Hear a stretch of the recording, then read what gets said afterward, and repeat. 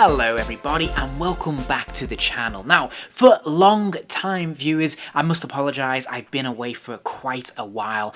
Really sorry about that. I've had an awful lot going on and I just have not had the time that I really need to dedicate to my channel. But I am back now. I'm hoping to drop quite a few videos this week to make up for lost time. Things will still continue to be patchy up to Christmas and maybe even beyond, but I will be dropping videos as much as I can, as soon as I can, so you can look forward to plenty more content.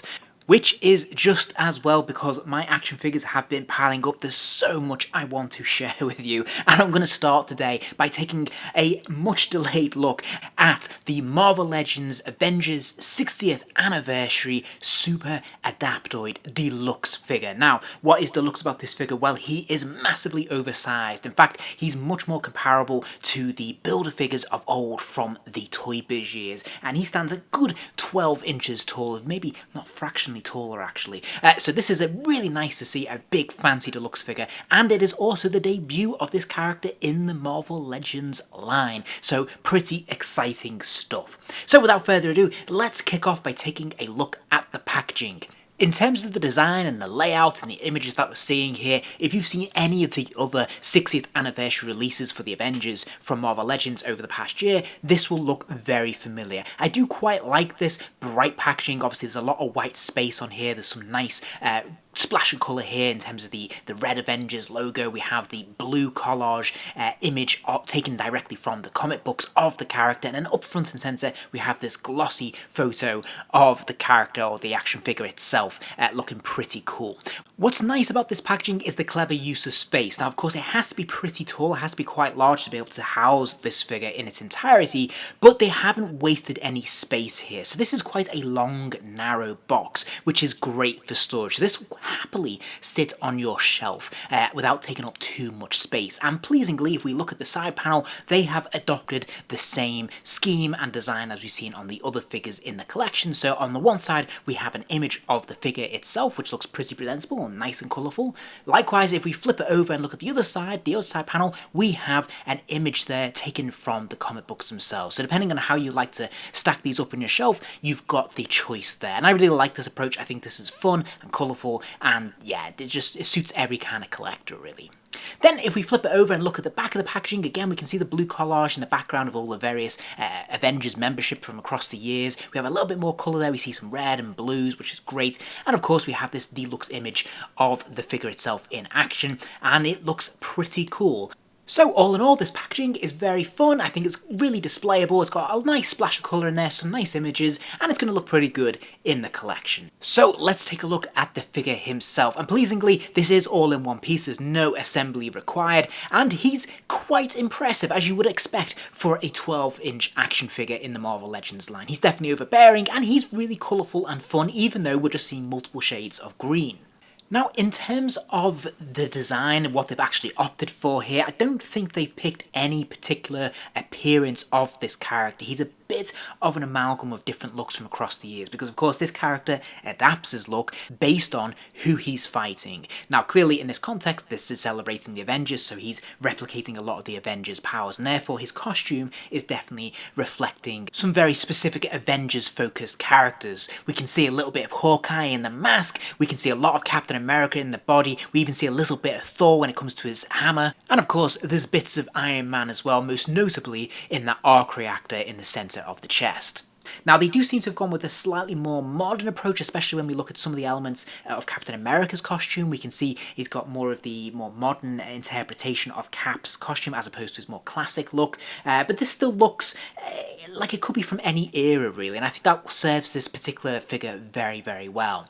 And in terms of the sculpting, they've actually done a really nice job with this. There's actually a lot of different parts, a lot of things have been sculpted in, a lot of details have actually been captured very nicely, and there's actually a lot of depth and texture to it, which is lovely. If we look at the smooth mask, for example, which is very smooth to touch, of course, then we look at the neck, we can actually see there's a little bit of grain there around that costume, which is nice, and then the actual centre chest piece there as well. Obviously, the arc reactor is sculpted in, that's a separate piece. The individual bumps and grooves of the chainmail armour is all perfectly sculpted in, and this looks really nice. In terms of the paint apps, there aren't really any, to be honest. This is all controlled through the plastic in which it's been produced, but I have to say it works really well. I actually don't think we need so much in the way of shading for this particular character, because this looks very visually striking and it doesn't look cheap or like it's missing out on anything. This works really quite well for me, and that's something I usually am a stickler for, but here I actually don't mind that we don't have much in the way of paint apps or any shading or washes running through it, because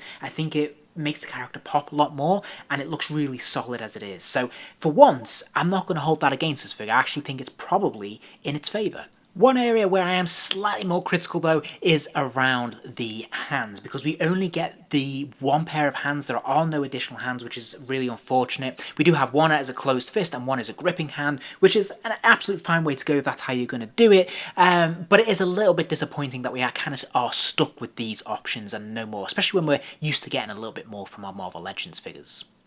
I also wanted to point out the pouches. The belt around his waist is actually a separate piece and is movable. I actually think this worked quite well. It's quite nice to have an added layer of depth and texture to this figure, and this is pretty successful.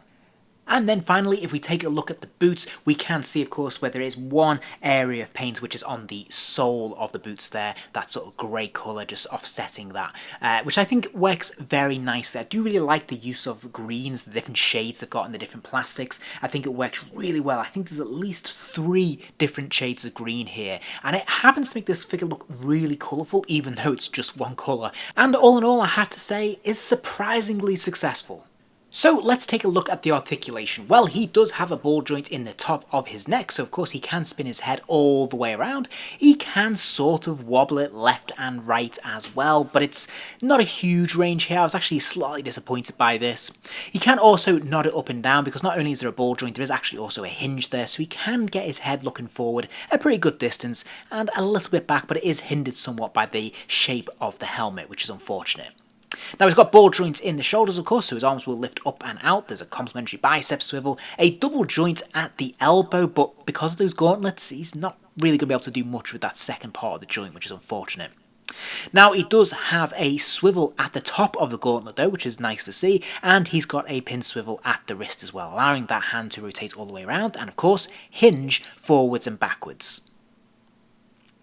Now there is a ball joint in the chest, and in theory he should be allowed to move from side to side, but it's one of those really frustrating joints that just wants to snap back into position. So I can't really get anything out of this at all. It feels completely redundant, which is really frustrating. Now he does have an ab crunch in the centre of his waist there, so he can bend forwards and backwards a pretty healthy distance, which is nice to see. He does have ball joints in the hips, so of course the legs will kick out to the side. There's a complementary thigh swivel at the top there as well. The legs will kick forwards and they'll go back a decent distance. There's a double joint at the knee, so of course that lower leg will kick all the way back. There's another swivel at the top of the boot there, which is cool. And then finally we have an ankle pivot as well. So that ankle will of course hinge forwards and backwards, but it'll also rock from side to side. Okay, so let's take a look at the accessories. Now I'm going to be upfront with you here and say he's a little bit light in this area, considering all of his powers. Sadly, he does only just come with Thor's Mjolnir and Captain America's shield. I think it's a real shame that we didn't get a little bit more, maybe a bow and arrow. I mean, take your pick really, because you can have any accessory taken from any Avengers character that you want over the last 60 years and reflect that here in this character. So I think it's a missed opportunity, and it would have made this character feel a little bit more fleshed out and probably would justify the price point a little bit more. Cap's shield is scaled up, of course. There's nothing particularly surprising here. It's got a nice shiny glossy front, and on the reverse we can see there are those 2 straps there to allow the arm to go through and hold it, and a little bit more on that in a moment. And I notice there is also this peg hole as well, suggesting that it could slide into his back, as we've seen with other Cap figures, although I couldn't make that happen. Now he does have this solid star in place, and I wondered whether this comes out and you could pop it in that way, but I could not get this out for love nor money, and I didn't want to force it because I didn't feel like it wanted to come. So I don't think you have that option, which seems like a massive oversight.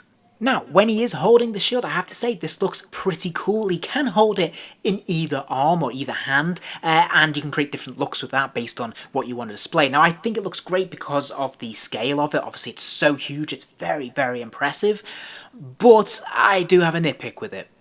I basically found this really difficult because it looks as if he's supposed to grip it. As you can see, I've kind of forced this into place here. But if you'll notice, the fin on the top of the gauntlet really makes this impossible to get the wider strap all the way up his arm for him to be able to hold it snugly. What I had to do is I had to disconnect the hand, wrap that around as much as I could, and I must say it's not an easy grip. I had to really force that open to hold it in place and then try and reconnect it into the socket. And it doesn't quite work. I mean, if you look at this image here, you can see it's just about holding in there, but it doesn't look right. Now, it's fine from the other side. As you can see, this looks pretty cool, so no complaints here, but at the same time, this feels like a big misfire. And if we swap it and try to put it onto the other arm, as you can see, it's literally impossible for that fist to grip onto the strap there. It just can't be done. And you can see just how far short it is when we're trying to move that bigger strap up the gauntlet. You can't do it because of that big fin that's in the way. And this just looks really silly when you do it this side. And it's also quite loose as well. So that's something to be mindful of when you put it in different poses. Now, it will hold its place, which is fine, but you're going to want to try and hide this as much as possible and have their shield front facing as best you can. Now, Mjolnir, on the other hand, I have to say, is fantastic. This fits into his grip nice and snugly here. This is a good tight grip. It looks really good and there's no issues. It's not loose at all. It's just spot on.